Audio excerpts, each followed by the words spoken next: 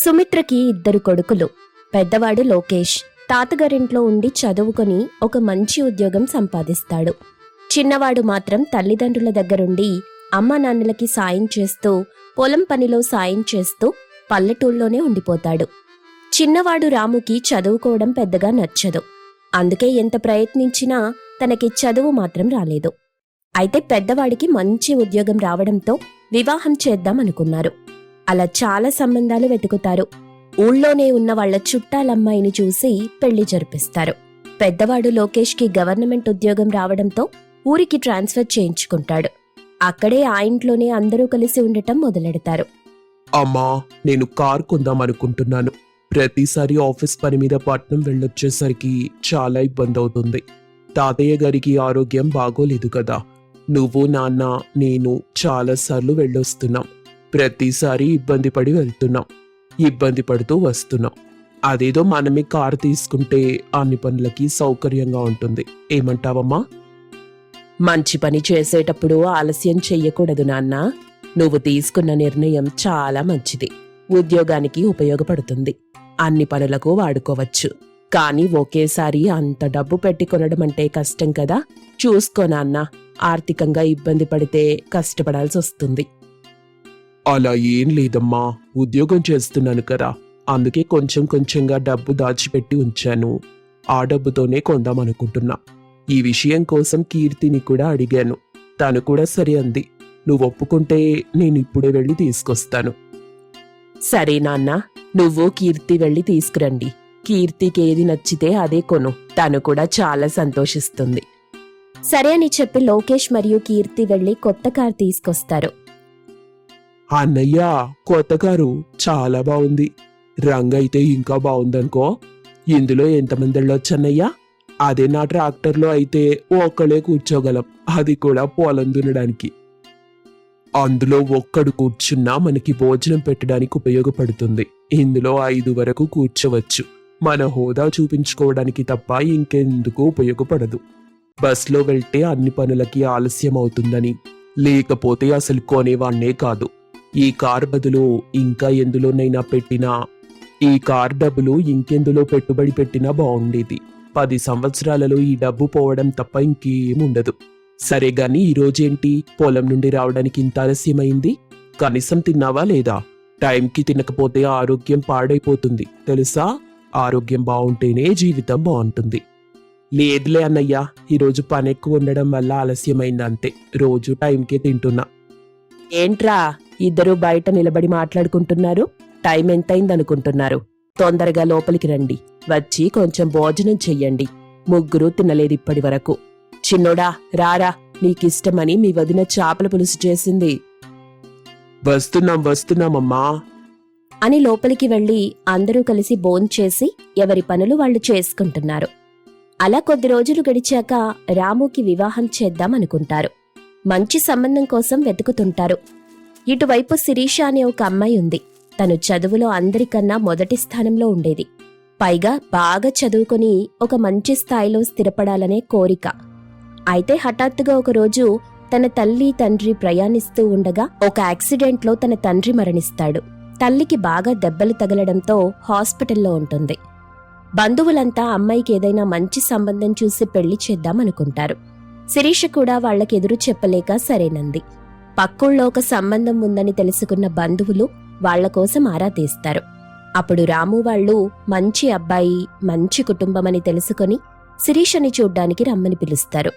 అప్పటికే రాము కోసం సంబంధాలు వెతుకుతున్న సుమిత్ర వాళ్లు కూడా వస్తారు.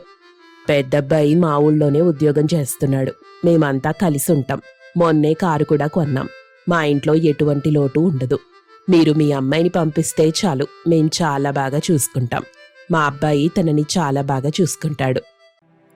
మా అమ్మాయి చదువుతుంది, ఏదో సాధించాలనుకుంది. కానీ ఇలా పరిస్థితులు తారుమారవుతాయని అనుకోలేదు. తను చాలా మంచిది, కానీ కొంచెం కోపం ఎక్కువ. మేం మీ అబ్బాయి కోసం కూడా విన్నాం. తను చాలా మంచివాడు. అందుకే ఈ వివాహానికి మేము ఒప్పుకుంటున్నాం. మాకు కూడా మీ అమ్మాయి బాగా నచ్చింది. తొందరగా ముహూర్తాలు పెట్టించి పెళ్లి చేసేద్దాం.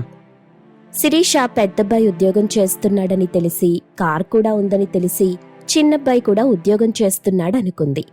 చదువుకున్న అబ్బాయి కాబట్టి తన కలని పూర్తి చేస్తాడనుకుంది. అందుకే ఈ వివాహం చేసుకోవడానికి ఒప్పుకుంది. కొద్ది రోజులు గడిచాక రాముకి మరియు శిరీషకి వివాహం జరుగుతుంది.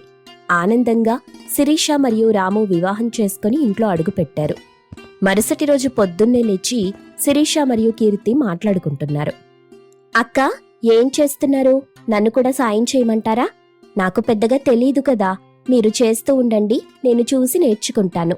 లేదా నాకు చెప్పినా నేనెలా చేయాలో చేసేస్తాను. పెద్దగా మన ఇంట్లో చేయాల్సినంత పని ఉండదు. అత్తయ్య గారు అన్నీ చూసుకుంటారు. నేను మా ఆయన కోసం లంచ్ బాక్స్ రెడీ చేస్తున్నా. అవునా? మరి ఈయన కోసం కూడా లంచ్ బాక్స్ రెడీ చెయ్యాలి కదా?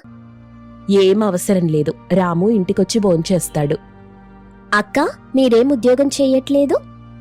నేను పెద్దగా చదువుకోలేదు. నాకెవరిస్తారు ఉద్యోగం? నేనింట్లోనే అత్తగారికి సాయం చేస్తుంటాను. అలా రోజు గడిచిపోతుందంతే.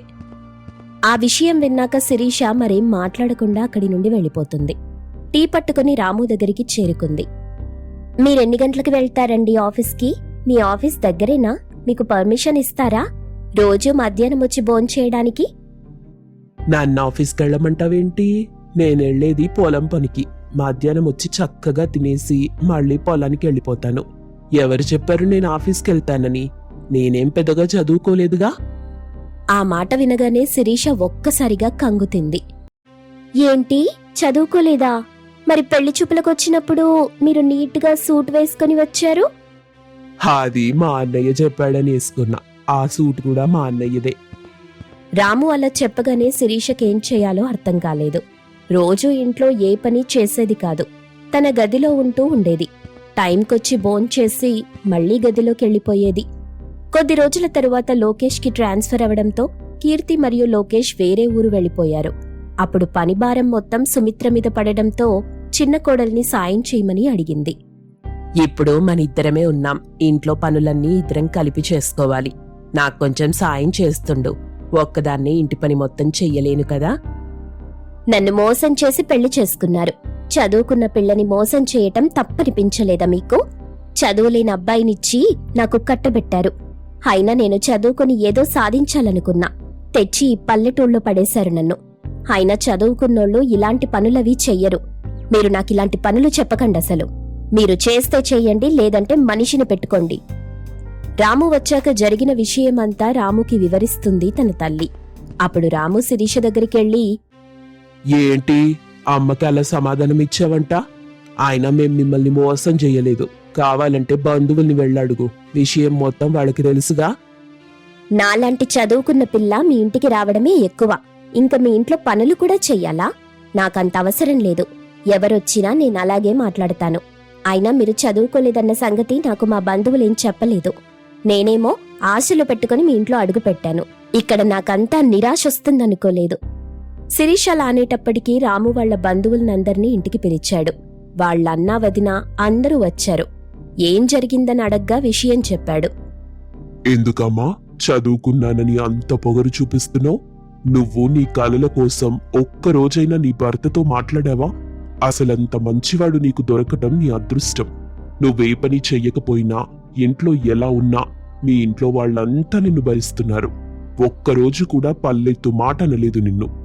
అయినా నీ కలల సంగతి నీ భర్తతో చెప్తే కదా అతనికి తెలిసేది.